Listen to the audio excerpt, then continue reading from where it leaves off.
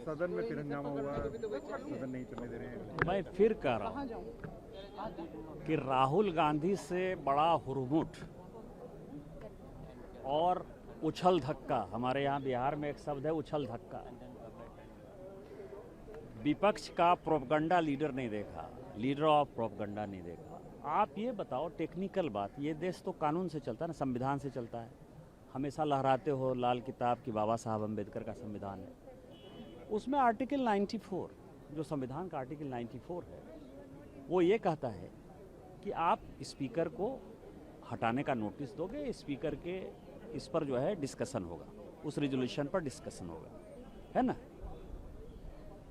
अब जब स्पीकर आ नहीं रहे हैं, स्पीकर उस कुर्सी पर नहीं बैठे हुए हैं, आप अलग रिजोल्यूशन लेके, अलग एडजमेंट मोशन लेके आप ये बताओ कि ये फैसला कौन करेगा। स्पीकर को आपने कुछ देखिए, बड़ा टेक्निकल पॉइंट है जो किरण रिजिजू जी ने जो पार्लियामेंट में आज कहा है, वो बहुत ही इंपॉर्टेंट टेक्निकल पॉइंट है कि यदि आपका स्पीकर बैठ नहीं रहा है, स्पीकर के खिलाफ खुद ही आज लिस्टेड है, रिजोल्यूशन लिस्टेड है कि उनको हटाने के लिए जो है मोशन आपने मूव किया है, उसी कांग्रेस पार्टी ने मूव किया है, तो उस पर बिना चर्चा किए हुए आप दूसरा एडजमेंट मोशन या रिजोल्यूशन कैसे मूव कर सकते हो। ये किस संविधान में लिखा हुआ है, या आपने एक नया संविधान बना लिया है।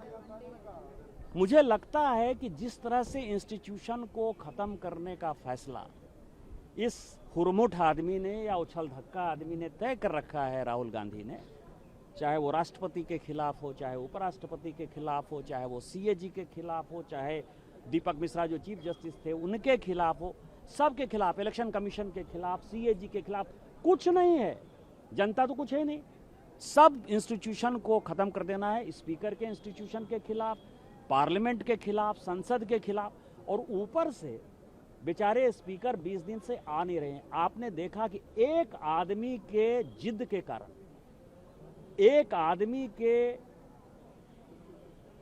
एरोगेंट इंटॉलरेंट एरोगेंसी के कारण क्या स्थिति हो गई है। एक इग्नोरेंट आदमी ने, जिसको कोई जानकारी नहीं है न संविधान की न इसकी, 94 के रहते आप उस रिजोल्यूशन पर चर्चा नहीं कर रहे हो। आप किससे मांग रहे हो जजमेंट मोशन, आप किससे रिजोल्यूशन मांग रहे हो, आप किससे डिबेट मांग रहे हो।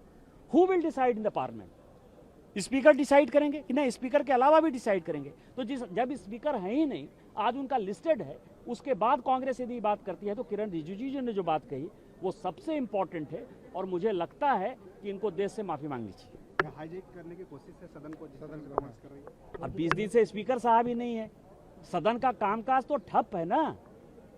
ये स्पीकर साहब ही तय करेंगे कि लोकसभा कैसे चलेगा।